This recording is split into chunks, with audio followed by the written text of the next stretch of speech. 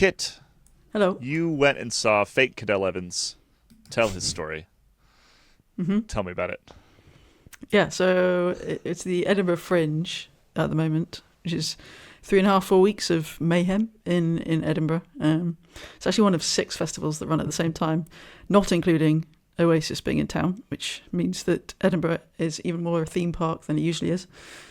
But yeah, so actually one of our members sent me, made me aware of this show, which I would have come across eventually because they've obviously spent a bit of money on their publicity, got some of the bigger posters around town, of which there are very, very many, because there are something like 4,000 shows on during the month of August, just at the Fringe. But anyway, so yeah, I went along to see Cadel Lungs on Legs. It's 1 hour long.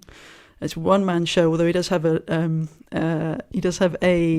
stagehand who also plays some roles. Like there's a scene where they show Cadel being tested at the Australian Institute of Sport when they established that he has the lung capacity of an alien, and so she appeared and helped with the kit and equipment changes, of which there are also many, because he's sponsored by BMC and Wahoo, and he's got all sorts of old kit, and it's a very well put together show. I was quite worried, I'll be honest. The Fringe is a strange sort of event, and as anyone who's read my piece from the weekend will have seen, there's a kind of this idea of doing the Fringe properly, you've got to see at least one piece of absolute crap. So usually. That.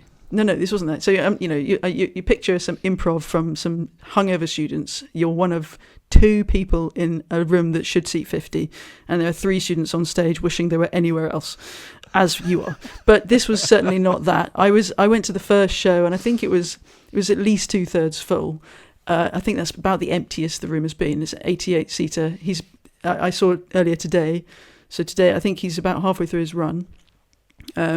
He's been sold out for the past 4 or 5 days in a row, which is actually it's quite something at the Fringe, and it is genuinely. I went actually with a member. Shout out Ross Wood. He's a pal. So we went along and we came out looking at each other, thinking, was that really, really good?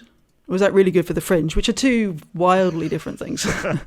But it was really genuinely very good. And I then spoke to the co-writer, performer, and creator Connor Delves, who is a Perth, Australia lad. His parents were also there. His parents ran a very successful franchise, I believe, of bike shops in Perth. So if anyone knows Gary and Vicky Delves, let us know. But yeah, so he's got big aspirations for this show. He hopes to take it to London first, and then Australia at the beginning of next year, and then finish up in New York, which is where he's now based with his acting career, which is taking off. Does it sort of run through Cadel's life? So it's framed all within the time trial at the end of the 2011 Tour de France, which is a very. But there we go. It's a very good framework for the show, because the effort was about an hour. Yeah. The Cadel's effort was about an hour. There were about 2 minutes at the start when I thought that he was just going to keep pedaling and just kind of, I don't know, try and. Oh, does he not? He does do 27k over the course of the hour, which is, and considering Cadel did 42.5k, that's pretty good, yeah. 27k is pretty damn good, yeah. And he's recording it all on Strava. Amazing! But yeah, So he starts at the beginning of the time trial, and then he goes back. He plots the various stages of Cadel's life. He goes back to when he was 2, and his family was moving around, and then the horse kick incident, which left him in a coma for a week, and changed the shape of his head, which is a story that I'd forgotten about Cadel. Yeah. And then when he, the AIS, physiology testing, mountain biking, and then charts his course through the Tours de France and the 2007, 2008 runner-up, the bit of doping, not with him, but witnessing doping in others. Okay.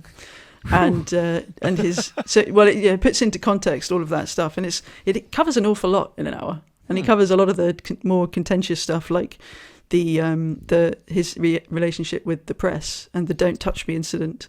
He covers we it have very the well. "Don't Touch Me" incident. Yep. And that's what the stagehand incident. gets involved there. So he covers it all very, very sensitively, and so that you still are very empathetic by the end. And I tell you what, my audience absolutely loved it. They were really whenever there was a moment that Cadel was winning, the audience was whooping and hollering as if they'd witnessed it happen right there and then. It was great. So is it like a comedy? Like what's the? No, well, I suppose there are funny moments, but no, I think it's in the new theatre strand, I suppose, of the Fringe. He's a serious. Connor is a serious actor, and he's got huge goals for this. He'd really like to. I mean, he doesn't look unlike Cadel, I don't think. He'd really like to play him in a mini series. That's his ultimate goal, I think. But yeah, he's got big aspirations for where he wants to take this show, and I can't remember the last time I met someone quite so driven. It was very interesting talking to him. He was a very passionate guy, and there were moments when I was raising my eyebrows because cycling and theatre is an odd kind of marriage. It's but it's really well done. I was very impressed. So I've definitely been recommending it to people. And we'll keep an eye on if it makes it to Australia. Yeah, because it's got to. I'm sure it will. I'm pretty sure from what I could gather from our conversation. I think the announcement is the only thing that they're waiting for. London is still a bit iffy, but I get the impression it's basically a done deal. He needs to come down and play the Tour Down Under. Yeah. Well, that's the thing to do. Yeah, I think that might be. I certainly when I spoke with Gary Delves, his dad, beforehand, they were certainly talking about the Tour Down Under as if it was on their mind. Nice. You've got a piece on the site, Kit, all about this, so people should go and read that if they want to know more. And hear from Connor himself as well. He spoke with me. He's a very good speaker, as you might expect from an actor. Love it. I want to see it. Yes. Yeah, I'm looking forward to seeing. I mean, I probably sound like I'm gushing overly, but I was quite. I liked it, and I liked him, and I'm excited to see where it goes. Who was and in the what audience potentially he adds to it. Oh yeah, Phil Liggett turned up. Yeah, that's great. He's everywhere, man. He gets everywhere. He's so busy. It's great. Yeah, it's. We'll be keeping an eye out for it. That's for sure.